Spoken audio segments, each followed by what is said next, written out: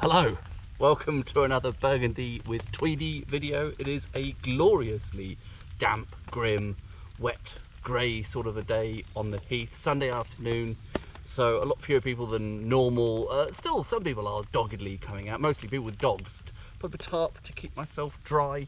Today we'll be tasting the final of those 4 wines from the bin end sale at Everton's. The Gevrey Chambertin from that batch. It is a 2018 vintage. The producer, I believe, is it's another one I'm going to struggle to pronounce. Saulx, S-A-U-L-X. Sure, some of those consonants are not pronounced there. It is from a named vineyard, I believe, called Les Parcellaires. I think that's the name of a vineyard. Correction. I've misread the label. This is a challenge with wine labels, isn't it? It's quite often just a jumble of words. What do those words all mean? Les Parcellaires is not a vineyard in Gevrey Chambertin. I was confusing that with a different name. So the name of the producer, it's confusing because they use 2 different fonts there. The name of the producer is Les Parcellaires de Saulx. Saulx, I just don't know how to pronounce that last word. As a quick recap, in the bin end sale at Everton's, this was the bargain price of, was it £35.88? As I often say, starting prices for Gevrey Chambertin are 60 plus. If you really must drink Gevrey Chambertin, then that is a fantastic price. Whether or not it's necessarily a great wine is to be seen. I always say cherry, I've got to differentiate it somehow, haven't I? Sort of drier, sort of slightly paler kind of aroma of cherry, if that makes sense. Not immediately sort of abundantly fresh cherries, more sort of possibly even hints of kind of dried fruits there.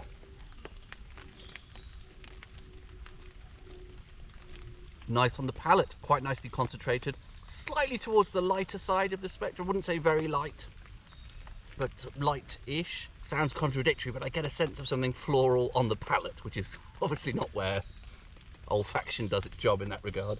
Finding that nose quite pretty now, actually. It's dry-ish, morphed into a sort of perfumey version of cherry. You know, we're a perfumier, a perfume maker to try and capture the essence of cherry, or perhaps even cherry blossom. Maybe I'm projecting given the time of year. And again, nice on the palate.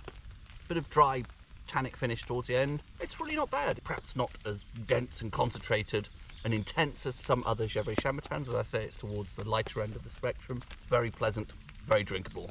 So perhaps not mind-blowing. Certainly not one of those 2018 Burgundies that suffered from that overly hot year, in my opinion. I don't get any kind of sense of jamminess or, you know, the fact that it's dried out. Pretty, dainty, pleasant, fun to drink. No complaints from me. Cheers.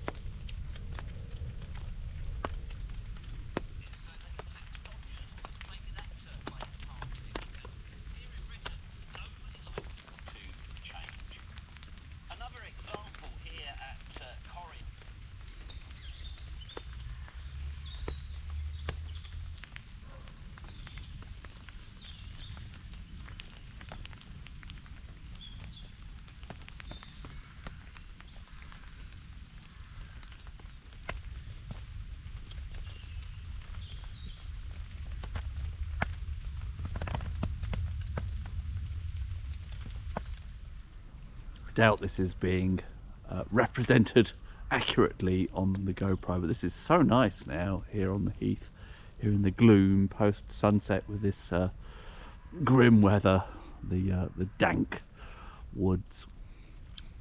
Really atmospheric.